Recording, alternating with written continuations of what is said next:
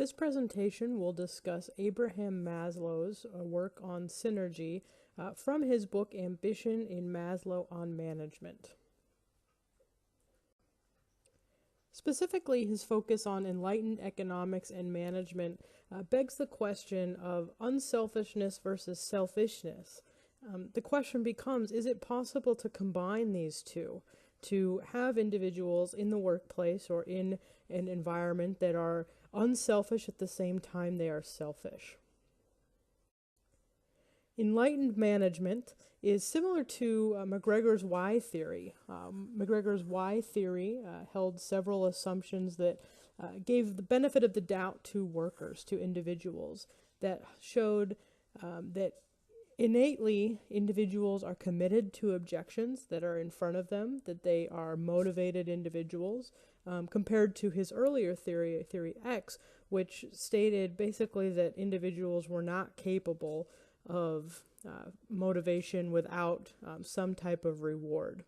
Now, enlightened management has several underlying assumptions that go with it. Initially, Maslow discussed that everyone is to be trusted. This does not necessarily mean that no one is to be mistrusted, but the initial assumption is that individual differences do not necessarily mean that people are not trustworthy. It shows that, again, similar to McGregor's Theory Y, that all people have an impulse and a focus to achieve. Some specific similarities between McGregor's Theory Y and Maslow are that the assumptions about individuals are similar. As noted before, they focus both on the fact that the individual is motivated, wants to be successful. Now, success is defined by many different items. It might be an individual being productive at their job. They may have personal goals that compete with or contribute to the overall company or overall organization's goals, but that the personal goals will align with the organization. And that goes back to what we were saying earlier about unselfishness and selfishness, that sometimes they can align. So the question is, when do personal achievements align with the group? When does satisfaction with a group's goals and successes become an individual's satisfaction and success?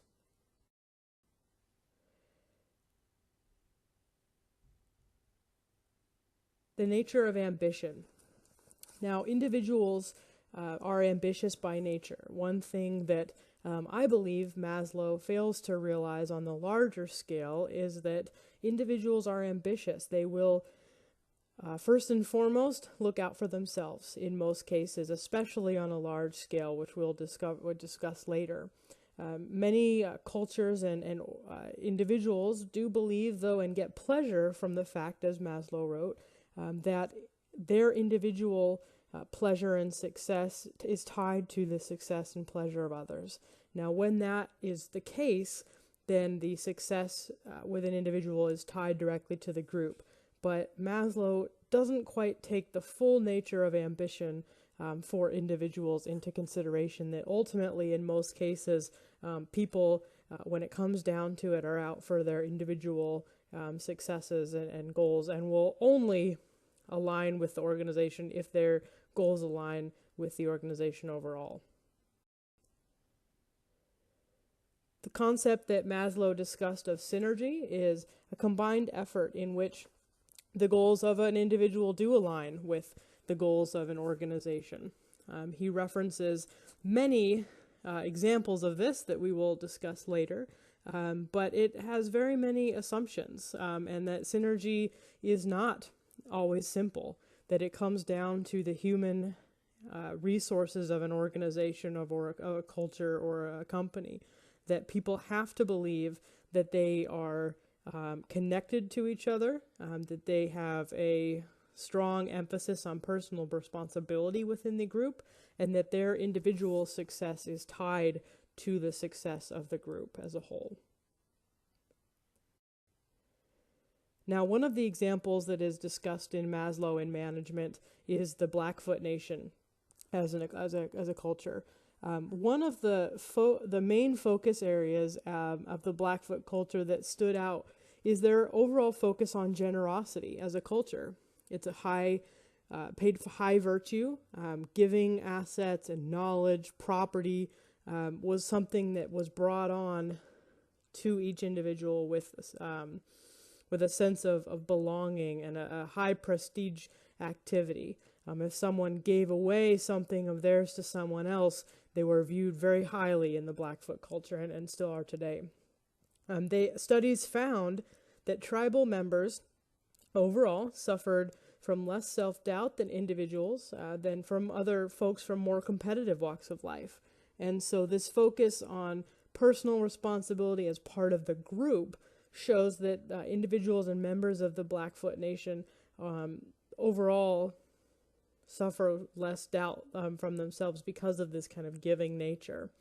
One other interesting item that goes back to kind of this culture of tying in a synergistic way individuals to a group is the organizational structure of the Blackfoot tribe.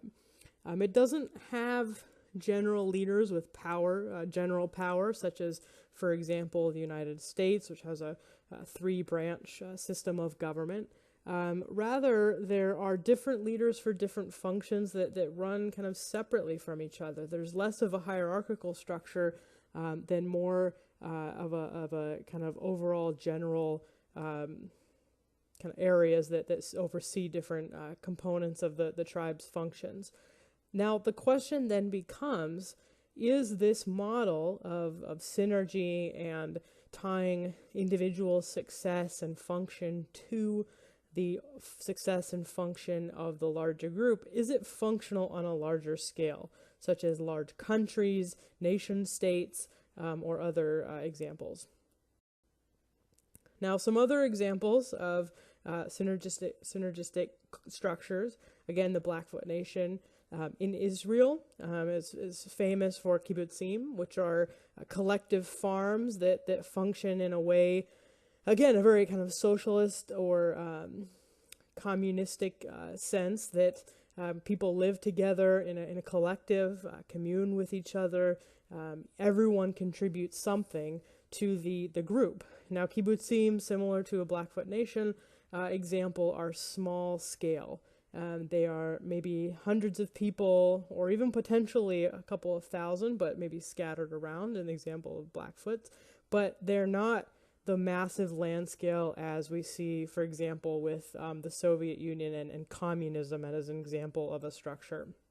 And reading Maslow and looking at McGregor's theory X and Y, it believe that is really due to the scale. When people are together and held accountable and see that their generosity and see that their goals tie to the goals of the people around them, then that works. Then people, contribute and they gain pleasure from that. However, for a larger example of a communistic nation, such as the Soviet Union, everything is so spread out, so many people.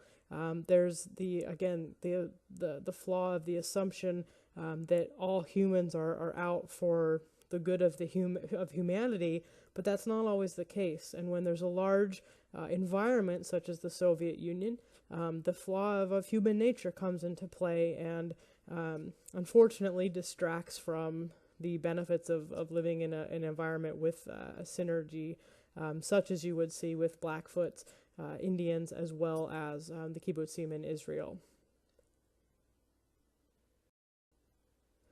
So the question becomes, where's the balance?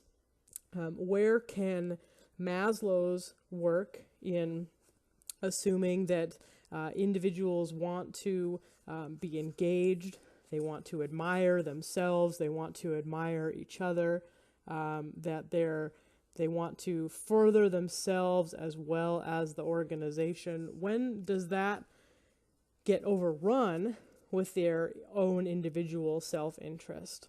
Now, as I said earlier, I believe that the examples that are shown in Maslow's book, such as the Blackfoots, that shows a community that is giving and kind and focuses on generosity, and that the members of this community feel that their goals and and personal goals tie directly to that of the community, and that they seek pleasure and great experience from the success of the community, that is a different experience than we see with nation states on a large scale, because it is not as easy to see someone halfway across the world or 1,000 miles away and understand how your giving up something or your generosity impacts them as it is with a smaller community. And so, again, Maslow's in management, his principles, his assumption that everyone wants to be productive, and that everyone would rather be involved and committed to this community works, but only on a smaller scale. We see it fall apart when more and more individuals across larger land masses, higher stakes in government, are involved.